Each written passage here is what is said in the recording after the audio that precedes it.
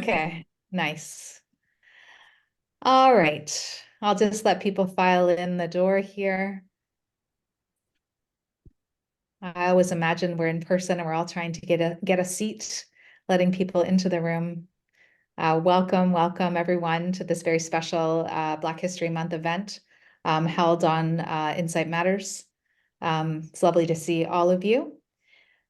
I want to start our day today, our time together today, with a land acknowledgement that I'm going to do something a little different than I normally do. If you listen in, you'll hear the little bit of difference I hope to offer you today. So as we gather today on different traditional territories in Ontario, I wish to acknowledge the deep and enduring connection that Indigenous peoples have with this land. The area I live on is situated on the ancestral homelands of the Wendat, Anishinaabeg, Haudenosaunee, Métis, and Mississaugas of the Credit. In acknowledging the land, I invite each person here to take a moment to reflect on why they are grateful for this land, for the connections it fosters, and for the wisdom it imparts. Today, I'm particularly grateful for the trees and the water, for their life-giving resources and beauty. May we all continue to work towards understanding, reconciliation, and a shared commitment to caring for the earth and for each other. I also want to acknowledge that Canada, like many settler colonies, benefited from the transatlantic slave trade, which has left a long and painful legacy of racial inequalities that continue to manifest today. The labor of enslaved Africans helped build this country during the colonial period and beyond. We must not forget the contributions of people who were stolen from Africa by force and taken to lands that were stolen by force to be treated as less than and segregated in society. We acknowledge the harm inflicted upon the Indigenous communities and peoples of African descent. Racism is still prevalent today, and its impacts are real, affecting Indigenous and Black communities in our society. Thank you for listening to that land acknowledgement, and I hope that you are also able to connect to what you're grateful for and have some meaning making in that moment. The speakers have given me a video to share with you today. I'm going to share this with you now. And just let me click those beautiful two little buttons that optimize our sound. And I'm just going to hit play and I'll enter full screen. All right. Okay, let's listen to this wisdom-filled young man. Being Black in Canada means being proud of long, rich history and incredible accomplishments despite the hardships. Being Black in Canada means I'm proud of the multiculturalism and cultures I see on a daily basis. Being Black in Canada means I'm appreciating the people for their personality, not by their skin color. But being Black in Canada means I have to work twice as hard to reach goals, to prove people wrong, and to succeed. I have to devote time to educate others on what racism is and why it exists in Canada. I have to invest energy in breaking the false stereotypes of Black male youth. But I'm not discouraged, because being Black in Canada means I'm optimistic. I'm optimistic about the future, that I believe we as a community, if we put our minds to it, can change the city, the province, and the country for the better. All minorities should have the chance to live their lives without the fear of what happens next, without the fear of who's watching, and without the fear of constantly thinking about their future. If Canada can do that, then I have no doubts that Canada can become an anti-racist place for all. Hey, stop scrolling. Do you know a kid who's...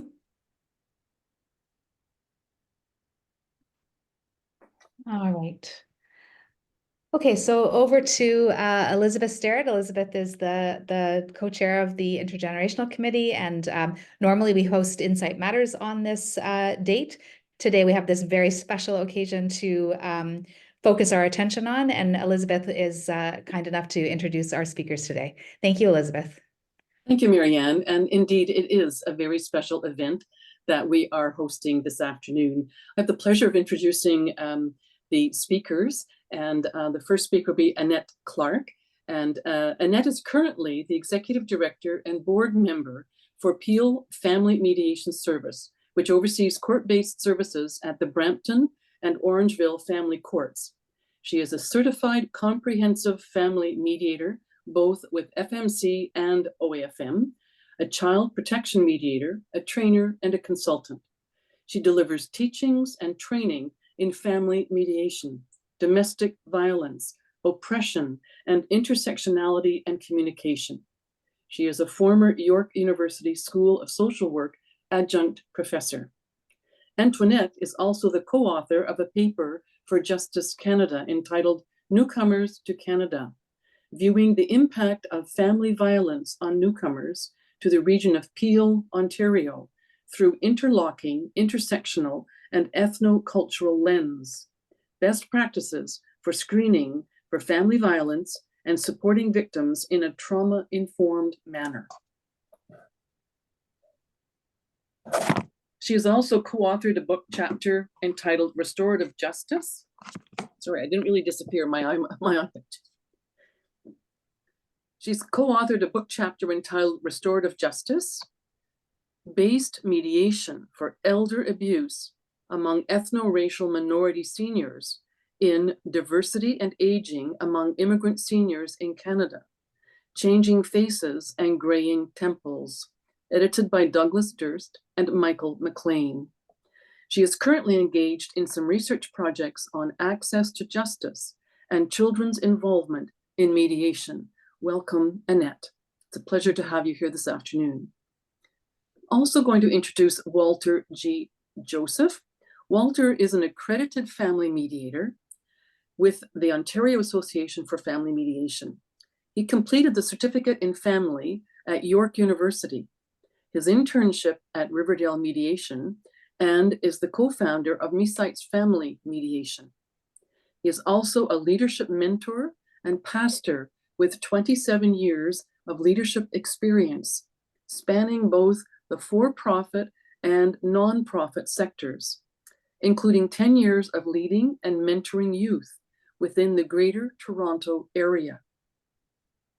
Walter is an ordained minister with the Pentecostal Assemblies of Canada, PAOC, and has been pastoring for 28 years. He has 25 years of experience both in the corporate and not-for-profit sectors. Walter is currently the executive pastor of Portico Community Church in Mississauga. He has been happily married to his teenage sweetheart, Erica, for the past 33 years, and they have 2 children.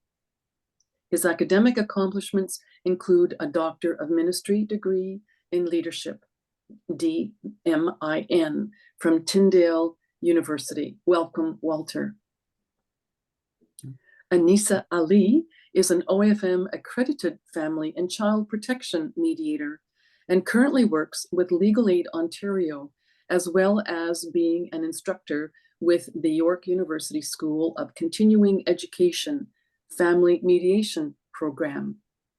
She has served on Peel Family Mediation Services Board for 8 years and currently sits on the Association Family Conciliation Courts Ontario's Board of Directors. For the past 27 years, Anissa co-founded the Muslim Family Food Bank, where she voluntarily works providing food, clothing, job opportunities, and counseling for refugees, new immigrants, seniors, and households impacted by family violence. As a registered social worker, she is dedicated to improving the lives of those around her by advocating for social justice and creating pathways for empowerment and conflict resolution. Welcome, Anissa. And now I have the pleasure of turning it over to Anissa as she will moderate this afternoon's events. Thank you very much, Elizabeth and Marianne. So today we welcome everyone to OAFM's Black History Month program for 2024. I have the honor and pleasure to moderate an enriching discussion with 2 of our esteemed colleagues, Antoinette Clark and Walter Joseph. our topic being, why is it so hard? A question often asked by most Black, Indigenous, and racialized persons. It has been a winding road as to how we got here in the field of family mediation. While there have been a move to include EDI within organizations, workplace, little or no research has been done on the experience of Black professionals in the field of family alternative dispute resolution. Suspicion and mistrust are heightened for Black people in spaces that are heavily dominated by lack of Black cultural representation. And these feelings of non-safety and discomfort are driving factors for Black families to seek recommendations, care, advice, and assistance within the comfort of their own trusted community of churches, friends, and family, rather than through state-sanctioned and legal guided process. We are all family mediators working to ensure access to justice, and in doing so, we must understand implicit racial biases and its role in family alternative dispute resolution. This requires not only knowledge of the law, but also an understanding of people, cultures, and how to support them with sensitivity. I shall begin our discussion by asking our esteemed colleagues, Antoinette Clark and Walter Joseph, starting with you both. How did you get here in the field of family mediation? If we can go with Antoinette first and then Walter.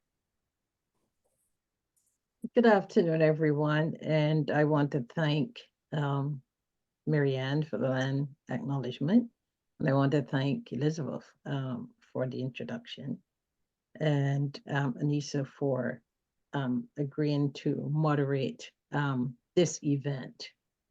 In addition to all that's been said about me in the bio, I'm a cisgender woman of Caribbean descent with African roots.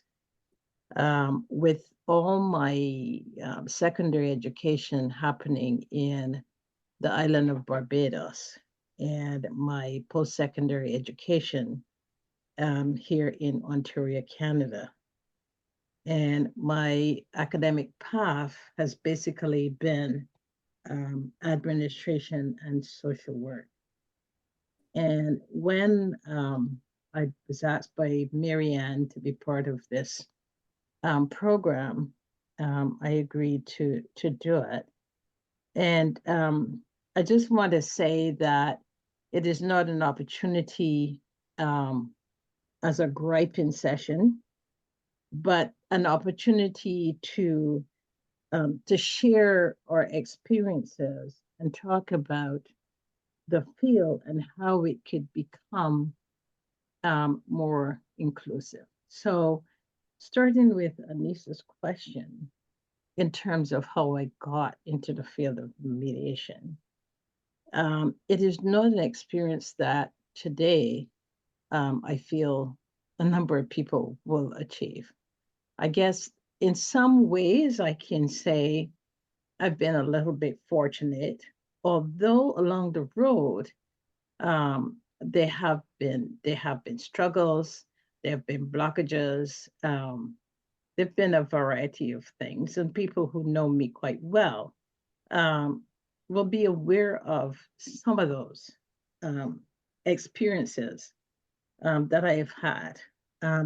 But I came into the field of mediation in Ontario at the very early stages of family mediation, when people like Mario Bartoletti started to look at the whole field of mediation and introducing it to Ontario, following the model in California at the time. I happened to be a social worker at the family court in Jarvis, on Jarvis Street. And people didn't even know that the court at Jarvis Street had a social work department.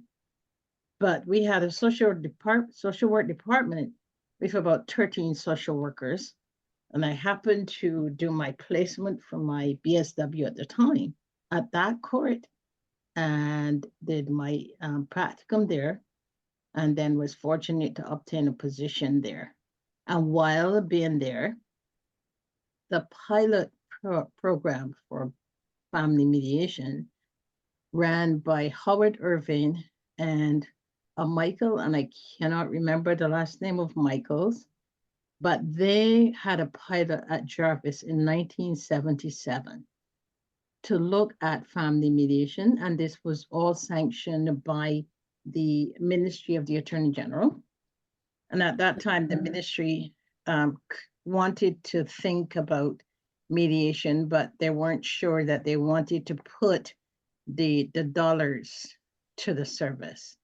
And they bandied around that a number of years, but nonetheless, we were there. So I sort of learned from the ground ups. And at the same time, the Hamilton Court, they had a pilot too. Fortunately for Hamilton, they became a unified family court, and Jarvis was sort of left by the wayside kind of thing. But Jarvis continued with Jarvis until I took my early retirement package. So I was involved when the ministry looked at the multi-door complex. When I've got the material, I've got the books in terms of all the write-up the ministry had. The ministry at the time had some champions in the ministry who were very pro-mediation, who wanted to see it happen, and basically worked with the Minister of the Attorney General at the time to push the mediation through and for it to stay. So we were staff of the Ministry of the Attorney General until I think after I left, then they dissolved the service, and we now have 393 Jarvis, North York. But Jarvis was at that time considered the biggest family court. And at that time, we covered all of Toronto, all of Scarborough, and North York. And we offered the mediation service. The social work department used to lay charges on behalf of women. When I think about it, I shudder. Used to lay charges on behalf of women when they were abused by their partners. And when I started in the court, we were under the act, the Deserted Wives and Children's Maintenance Act, which some people will not even know about or know that such an act existed. So that act changed in 1977, and we had all the training on it. And that's when they brought in about mediation, referral to mediation, and all that. So that's how I came into the field. That's how I started. And I will share more later about my experiences in the field. But I would give Walter some time to speak about his entry into the field.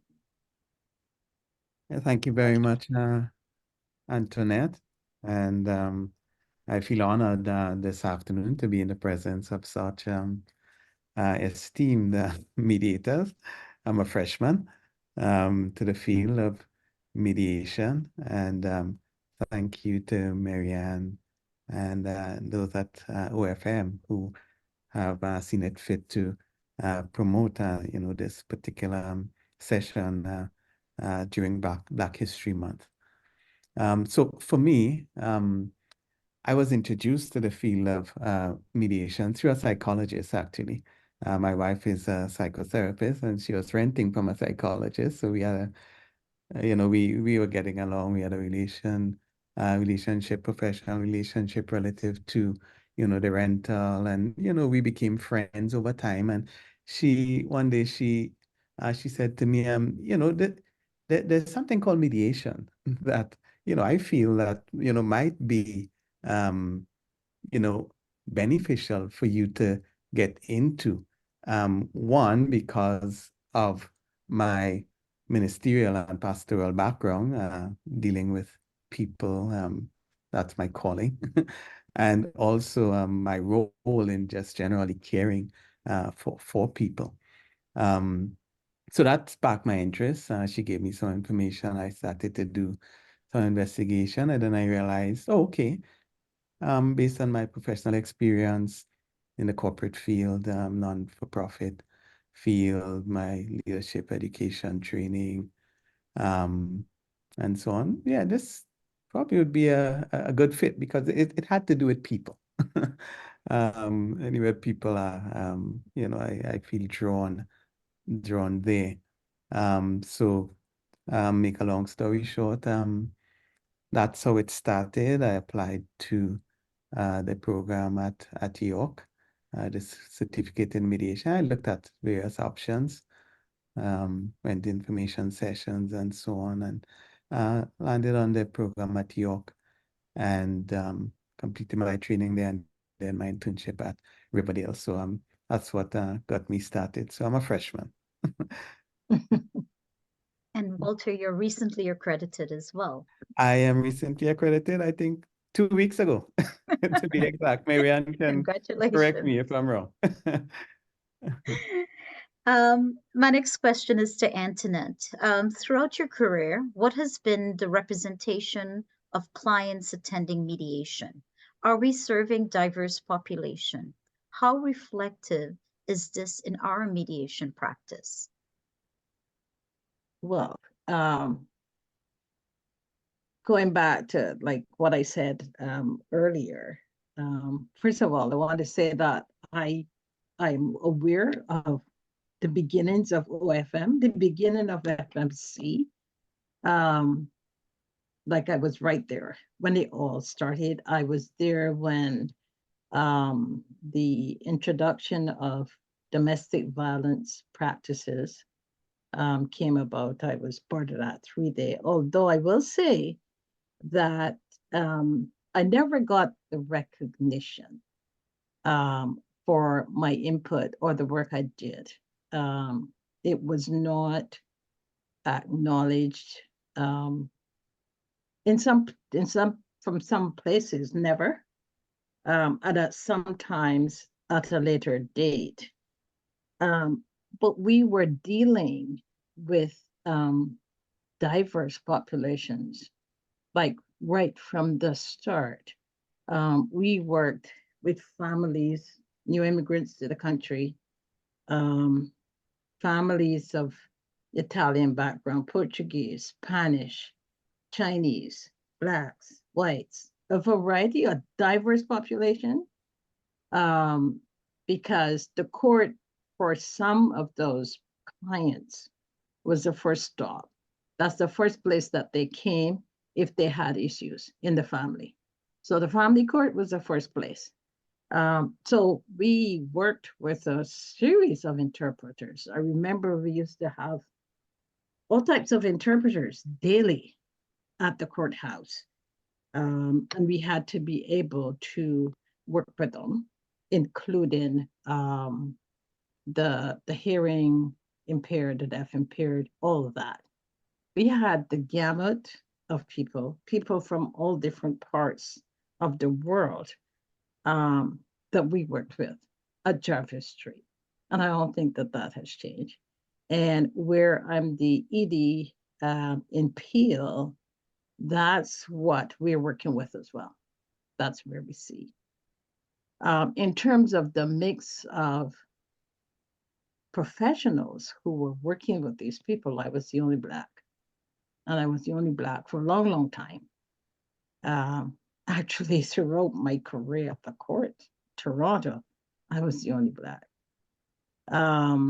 And all the other social workers, mediators were of Anglo-Saxon background. So that's what I was faced with, what I had to work with.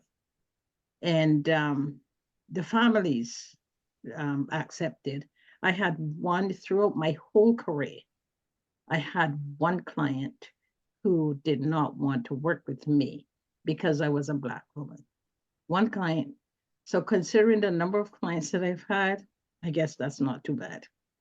But I think it has to do with how the client is approached and how the client basically, when you come for help, when you're in dire needs, I guess, it doesn't matter who you see. But that was my experience. And I think it's still the same today. From what I understand, Antoinette, you also have with Peel Family Mediation Service a collection of data with regards to Yes.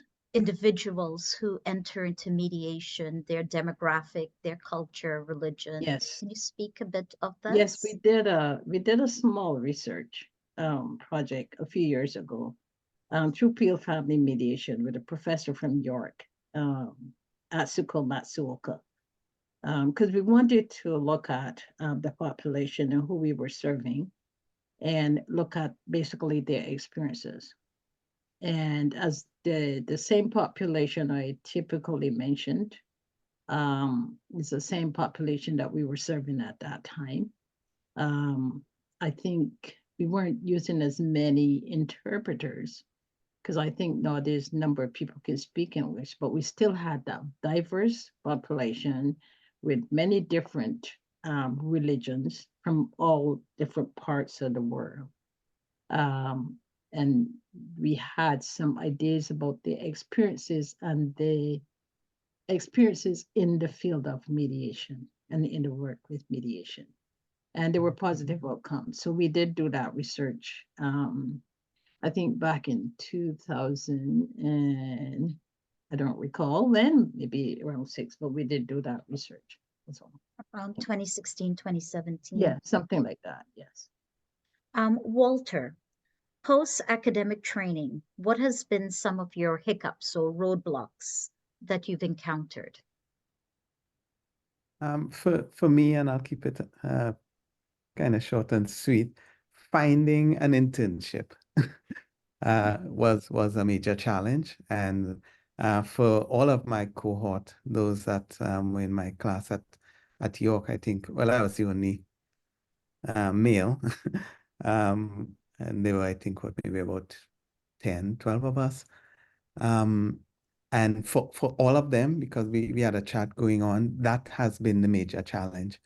Finding a suitable internship, a location where you can actually get the experience and the necessary hours that would help you to qualify, to receive accreditation.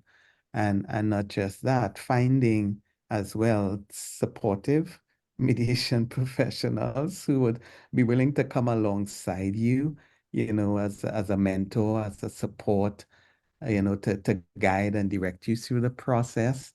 And along with that, the cost associated with mediation training.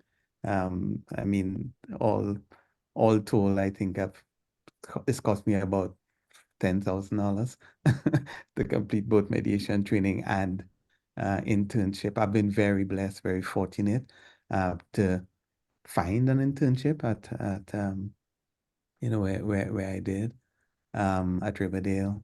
I've been very fortunate to also have had, and I still have, some of the, my lecturers from York who have come alongside me. I've reached out to them. They've been very supportive in helping and guiding and directing and mentoring, and some of them still offer that support. And those, I think, I know have been challenging for others who have gone through the mediation training and program. What has been your experience, Walter, as a Black person working with, during your internship with clients, the legal professional or other colleagues? My experience, I would say, overall has been a pretty good experience. I've had opportunity to work with numerous clients. I think I was supposed to do 100 hours. I probably ended up doing maybe 150 hours internship. because I was doing extra just because the opportunity presented itself and I wanted to get the experience. And there were occasions where I was specifically asked to sit on particular mediations, when I was co-mediating, because of who I am. And um, I didn't feel in any way token. I saw the value of it because in the multicultural society in which we live, um, as people see themselves represented, clients see themselves represented in a process like mediation, what I found is that it facilitated the process. And in several instances, I was told, you know what, your presence, being here, and your input helped those clients, to come to agreement. In terms of legal professionals, again, worked with several, all different ethnic backgrounds. Never had an issue. If they had an issue with me, it wasn't apparent to me. And not that it would matter a whole lot. I know who I am and confident in who I am as a person, as an individual. So there's no one that I cannot work with. So never had any issues working with legal professionals, and with colleagues, definitely no issue. They were all very supportive. All the mediators I work with, extremely supportive, helpful, encouraging. Sometimes when I felt wasn't doing such a great job, they would still, give you the thumbs up and encourage you to move on. And I really appreciate that. My experience has been a very good experience overall. Thank you. Antoinette, You're your welcome. journey. Antoinette, your journey has been one of seeing significant changes within Canadian family mediation profession. You talked earlier about being a social worker in the court to family mediation pilot. You've moved on with the Ministry of the Attorney General through having a service provider, a non-for-profit provider for Peel, Orangeville mediation service. You were involved with Access to Justice under Attorney General Chris Bentley, and now you've seen we're in the zone of having these amendments to 2021 amendments that have allowed alternative dispute resolution to be considered when clients are starting court. What have been your experience as a Black person working with clients, the legal professionals, and colleagues? So as I indicated before, I've only had one client who didn't want to work with me. All the other clients were more or less open to working with me. In terms of my relationships with members of the legal profession, it varied from court to court, and depending on what people thought about me or how they visioned me in terms of what I could offer. Being a Black woman, in some instances, I was not expected to be in the position I was in or to be able to deliver the way I did. But the one thing I'll say, in terms of experiences in the field, in any field, I would think, as a Black person, along the way, you do need some champions. And I can proudly say that my champions throughout my career have been the justices, believe it or not. The justices more or less embraced the work I did, and they supported me throughout, from one court to the other, because at Jervis, I worked with some justices, and fortunately, a few of them moved to Peel and knew of my work and sort of introduced me to Peel in that way.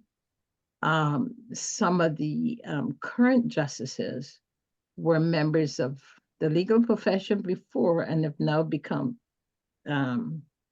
justices and took my training. so they're able to say, well, I took Antoinette's training and I know what she can offer. So I must say my champions have been the justices, not necessarily fellow mediators or members of, the bar or whatever. It has been the justices supporting the work that I do.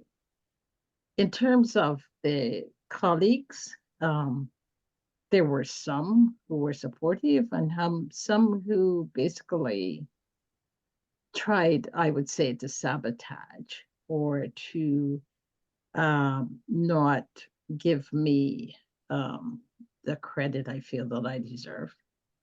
But nonetheless, I sort of persevered and continued along my path because I've always had a focus and a direction in terms of where I wanted to go. And I think that that basically helped me through. So it has been a mixed experience from colleagues and from members of the bar. I know we had some challenges when we came to Peel in terms of some members of the bar seeing us as being in competition with them for mediation because they were trying to get into the field of mediation and we were offering this mediation service. So they saw us as a direct threat to their practice in family mediation. So we had that kind of a challenge in Peel when we first came to Peel and started in the Peels with the Peel service. I must say that has changed since with the changing of people. That has changed to some degree, but we were faced with that kind of competition when we first came into Peel. Did I answer your question? Yes, hope. yes, you did. I have another one for you. How Okay. can mediators and other professionals incorporate race, culture, social identity within our practice? Well, basically, if we go with the principles of mediation, we're moving with the client, going where the client takes you, then that is one way of incorporating race and culture. Because like clients are going to take you where they want to take you, regardless of how you want to mosey through and take them somewhere else, they're not going to go that way unless you are willing to be open and accept and understand people and their backgrounds and where they're coming from and their experiences. And unless you're able to integrate that into your practice with the people, then it wouldn't work. But if you are willing to do that, and if you're open to it and you can embrace it, then you can work. It can. You go with the principles of mediation, like it's the people's process. It is not ours. It's the people's process. You manage the process, you manage the relationships, and you manage the issues. But it's the people's process. They are the ones that's guiding that process. And if you go with those principles and you want to work with families, that's how you can incorporate. You can't know everything about every race and culture, but you can learn. You can learn from the people. The people you ask, the people will tell you. They will tell you what their experience is. They will tell you what they want. They will tell you what is going to work for them. And as long as you're open and willing to use that and work with it, then you would be able to include. But in addition to that, we do need to have, as part of the training, the integration of race and class and culture as part of our mediation training. And I'll tell you that in the early days, of mediation, we did not have that.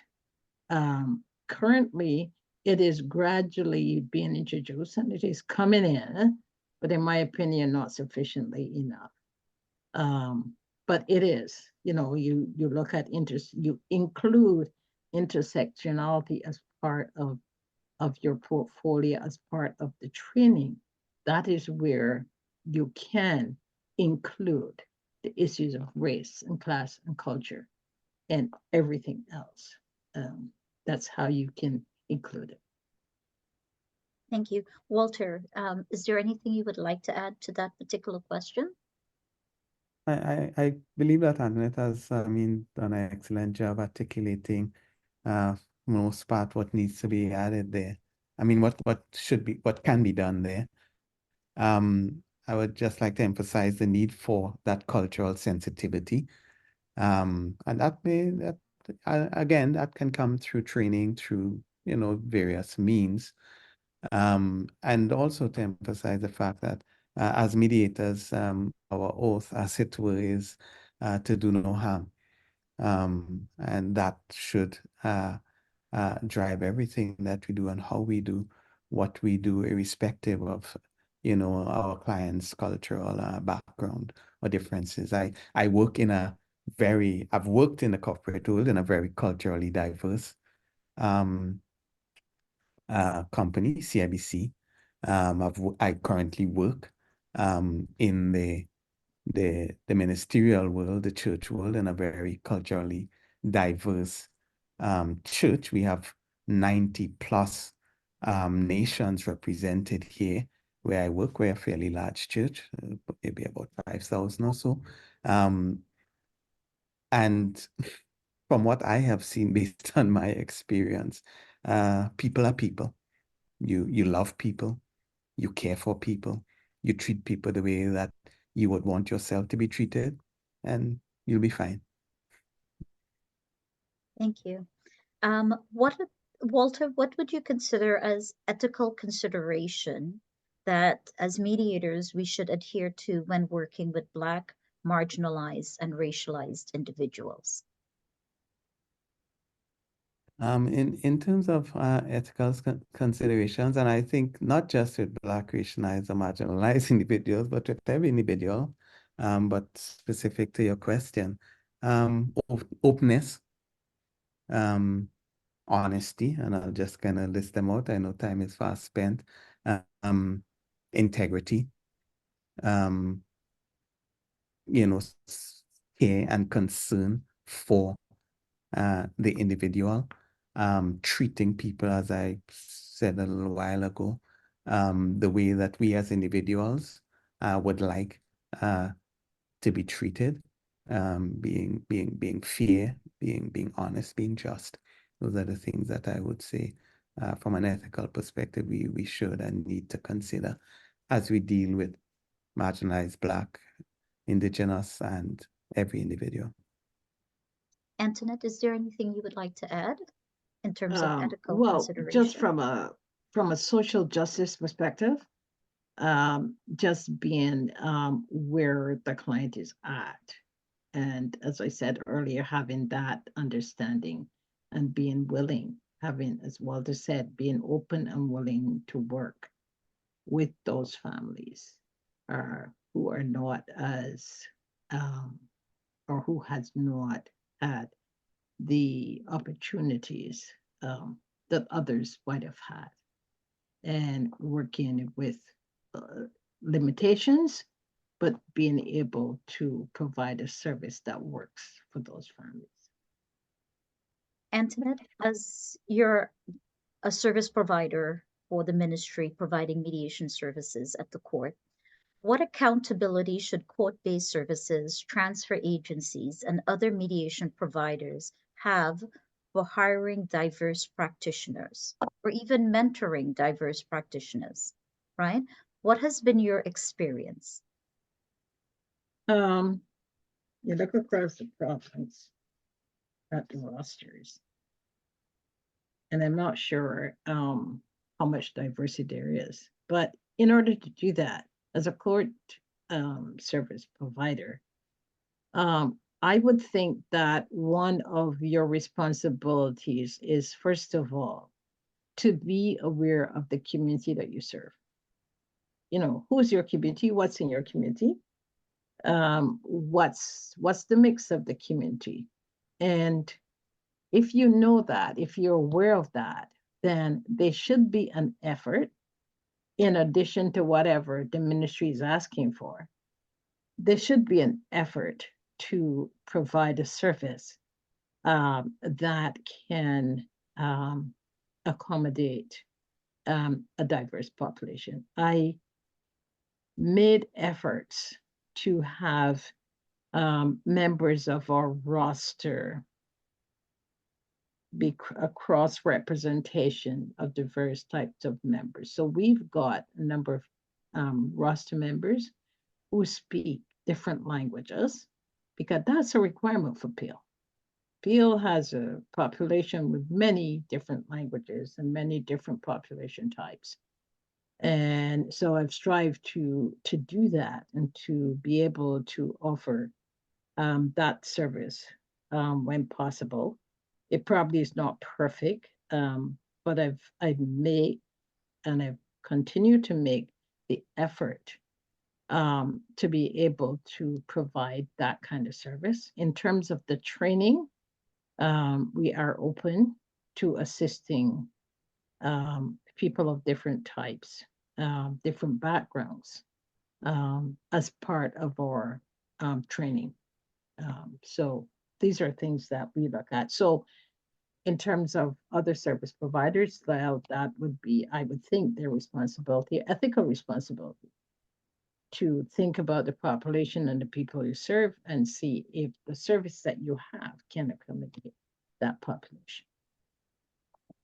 From, as one of the co-founder of Peel Family Mediation DV Symposium, do you want to speak a bit about the training that you offer through the DV Symposium? Well, actually, we use a lot of from the student population, both from the York University School of Social Work and Humber College. So we have those students interning with us and doing their practicum. So we offer practicums to a wide variety of students of varying backgrounds, and often a number of international students we do offer. And they assist us with the Domestic Violence Symposium, which I'm happy to say we've been running that symposium for the past 12 years. And it has been successful, and it is growing year after year. So that is another opportunity whereby we can offer support to varying types of peoples and students. And the students welcome it because it is not easy to always get a student placement. So we do that as well. Thank you. Walter, Antoinette, what are the lessons learned from your most memorable case? Let's go with Walter first. For me, it is, again, I'm a new mediator. Not being afraid to leverage your non-mediation training and experience, life experiences in the mediation process, in particular when you are working with more experienced mediators. I believe sometimes we have the tendency, and I have found that to be the case even in my personal experience, to defer to the more senior and seasoned mediators based on the assumption that they know better than I do. And they can manage a process, perfectly well. That may not necessarily be the case. So I would encourage others, based on my experience, to not be afraid to speak up, even if you're dealing with, other more experienced mediation or ADR professionals, and share. and not be afraid to challenge in a respectful way, perhaps even some of the things that may be done during that particular session or sessions that you may be a part of, because you do have value to add. You have life experiences, training, and so on, expertise that may not be specific to mediation, but can definitely add value to mediation. Lesson learned for me. Thank you very much, Walter. You're welcome. Antoinette. Memorable case. Well, I have one.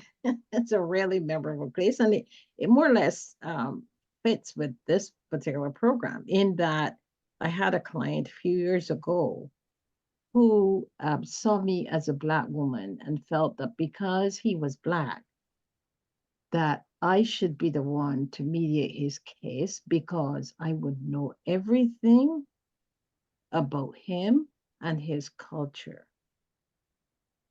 And we were of two different types of people. Yeah, we were both Black.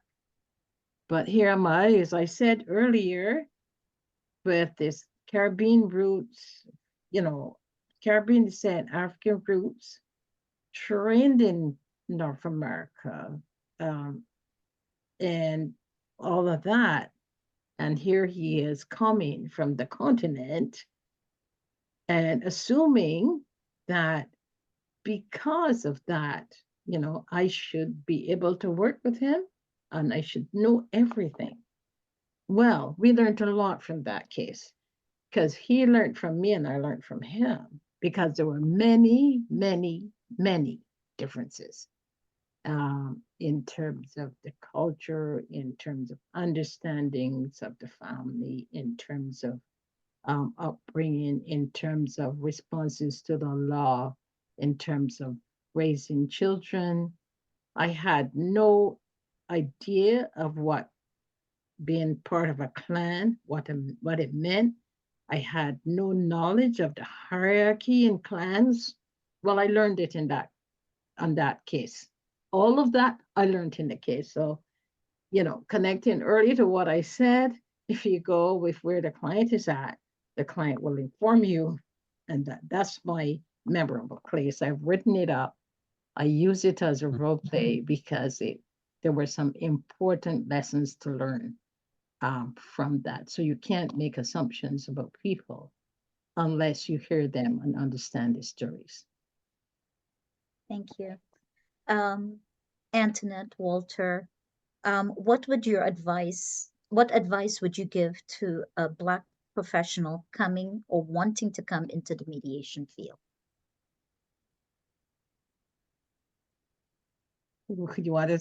I can speak to it. Go ahead, Antoinette. I can speak up. They need to be open and do not expect that anything is because you've completed this training and you've spent all of this money, that you're going to be accepted like with open arms.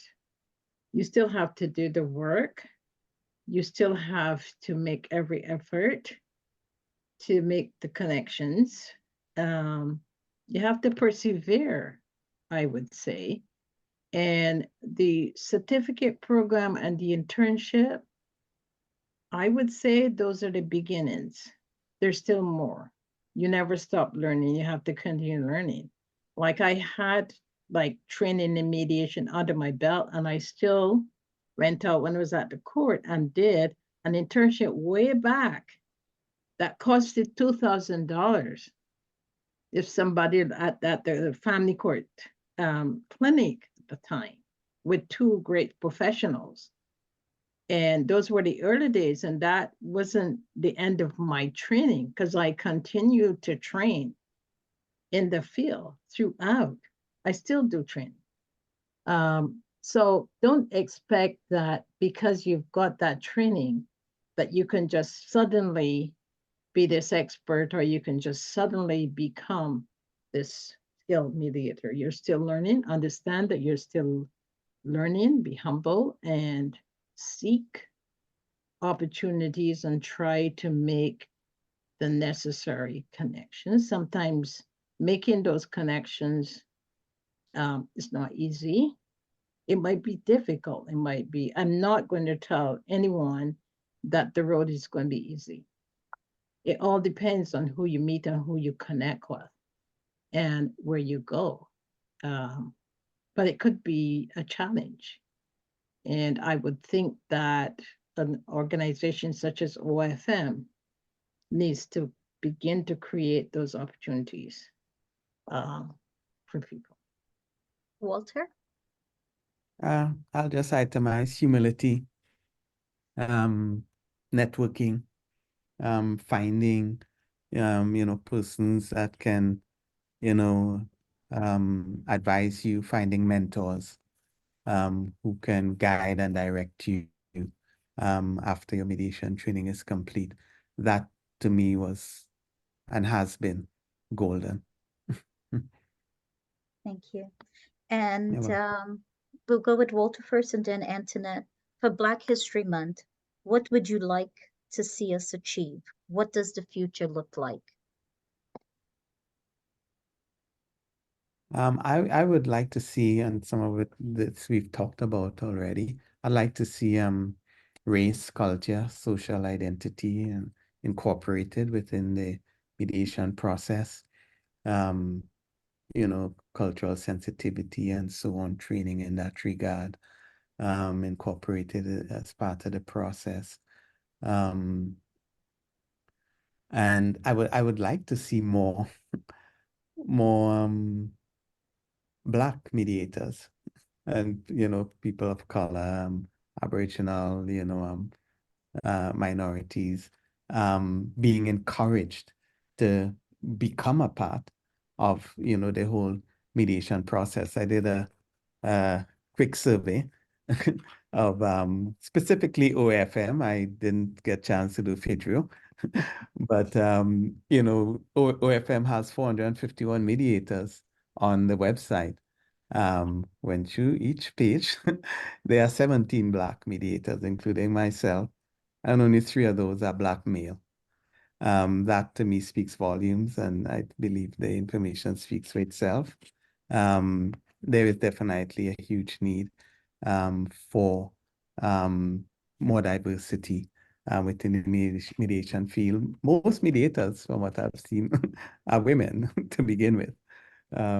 Not as much men getting into the field, in particular Black men, few and far between. So those are some of the things, in brief, in the interest of time, that I would like to see more of.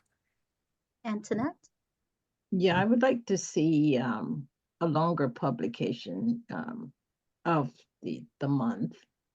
And, if possible, from time to time, some snippets of the history. Because, for example, and not sure how many people know this, but Blacks back in the 1900s built the prairies.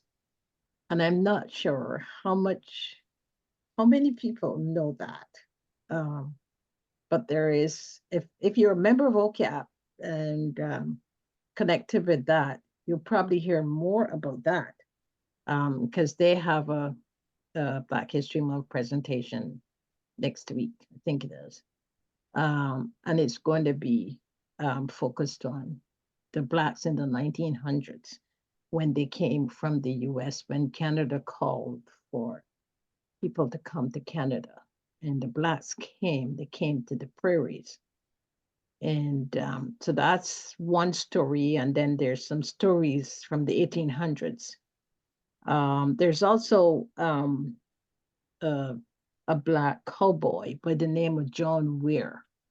His story, they're now trying to revive his story in terms of his life out in Alberta, that many people don't really know. So I'm not sure how much OFM can do, but I guess throughout the month, some snippets of the history, just to tweak people's interest, that they can look up, like say if there's a link that people can go to about a specific piece of the history, and then in that case, that in that way, that those are some of the things I can think of. Thank you. Now I put it to the audience. for those who are still with us, do you have any questions that you would like to ask Antoinette and Walter?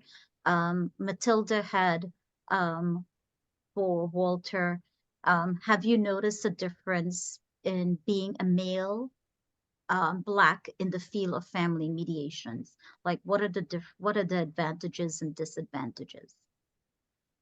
Um, I mean, in the short time that I've been in the field, what has become very apparent to me is that being a Black mediator, and mediating in even cross-cultural, you know, situations where you have persons of different races, one being Black, one being other, or people just who are visible minorities, for instance, or indigenous.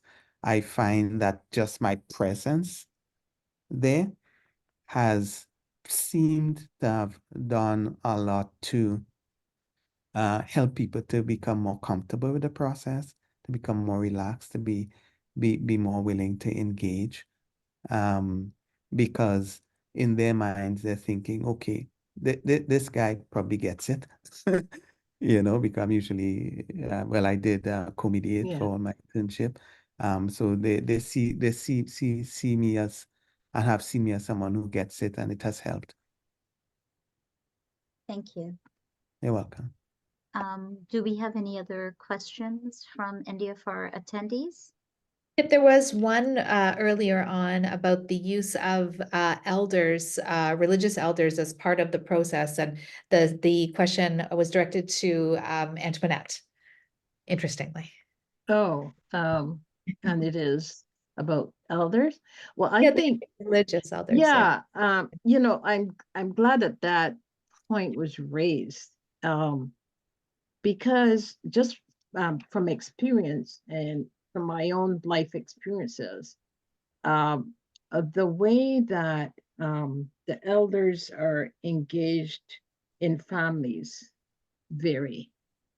And there are some cultures that make every effort to accommodate the older members of the community. And so they are part of the fabric of the family and part of sometimes the decision making within the family. So I think that this is something that would need to be taken into consideration when discussing some of the family issues. We have a number of cases where there is, like, say, a mother-in-law who is involved, or a family, the whole family being involved in sometimes the decisions for, say, the younger family, the younger couple. And how do you integrate that into the work? So it would mean getting an understanding of the role of these families. And sometimes you might have to include them as part of the sessions at different points in time. But in terms of the elders, it's different, and it varies from culture to culture. There's some people that hold the elders dearly and want to do everything within the ability to assist, and then there are others that deal with it differently. So I would think that you need to deal with that and take it family by family. And you can't make an assumption that in this particular race, this is what's going to happen, because that's not the case. You have to take case by case, each case at a time. Very nice. I don't see any other, there's one person who wants to ask a question. I know we're out of time. They wanted to unmute, but I think that I know people do have to leave, but I do want to respect your time as well as our special guests, because we all have busy lives. So if someone has a question, feel free to email me directly afterwards, and I will try to get the answer for you from our esteemed colleagues here today. Anissa, are you going to do the wrap up? I think I don't want to step on your No, Yeah. not a problem. Okay, So, I will just wrap this up by saying, I've posted a number of reading material for Black History Month that you may want to consider. I don't know, Marianne, if you can send it out maybe to the rest of the It audience. would be good, yeah. So I've posted that. And in my research and preparation for today's presentation, I looked up Jordan Amos, did some research more on child protection mediation or child protection ADR practices. And she spoke about 4 different recommendations. One, when it comes to working with Black families, she suggested not to view the conflict of Black clients in isolation from what is happening in mainstream society. Among her recommendations, she said that it's important that professionals constantly reflect on the structural elements in society that further exacerbates conflict in the lives of Black children and their families, and not to blame and individualize problems on personal traits or attributes. For example, it's important to consider how external structure factors such as colonialism, debt, unemployment, racism, higher and disproportionate level of Black males' incarceration can contribute to absenteeism of parental figures, more specifically Black fathers. Number 2, it's important to be cognizant of the role of colonial violence and police brutality on the livelihood of Black people and how this experience of colonial violence creates feelings of suspicion and mistrust and may act as barriers that prevent Black people from wanting to seek mediation service from formalized mainstream providers. Black families tend to rely on family and friends within their trusted social network and may find the idea of sharing their issues in an unfamiliar setting with someone who does not understand or share the same cultural experience as them as being uncomfortable, or may even trigger a reminder of historical oppression experiences such as enslavement. For us as family mediators, academic disengagement is often a source of conflict in Black families. Mainstream society tells Black children that they only have the potential to become singers, dancers, athletes. Black children do not see many Black role models who seek professional roles that are more academically based. When addressing conflicts regarding school engagement, it is important to provide recommendations for creating parenting plans that would encourage Black children to believe that exceeding academically is possible and that being Black is not synonymous to academic failure. 4, be cognizant of how exposure to violence in the lives of Black families and their children may influence their ability to resolve conflict. Researcher Heffler and Kemp in 1976 have shown that children exposed to violence have more difficulties dealing with stress in the ways that are not healthy. Additionally, Black children who are raised in families that are prone to physical violence between parental figures may resort to same behavior while trying to resolve their own conflicts. During mediation meetings, stress the importance of active listening and use nonverbal communications as tactics that can be used to de-escalate the conflict within the family. Okay. So thank you all very much. It has been an honor having to do this event with both Walter and Antoinette. Thank you, Marianne and Elizabeth, for giving us this space to do this work. And I want to thank everybody, all the people who attended, and I thank people for the comments, some comments that have been made in the chat. To me, I do thank you for those kind words that you have said. And thanks, Anissa, thank Marianne, thank Elizabeth, and Walter. It was a pleasure working with you today. Thank you so much. Likewise. Thank you so much. I hope that you have a wonderful rest of your afternoon. Thank you so much. Thank And you. Okay. more next time. everyone. Lots of good questions, lots of follow-up. So thank you so much. Okay. All right. Enjoy. Okay. Thank you. Okay. Bye.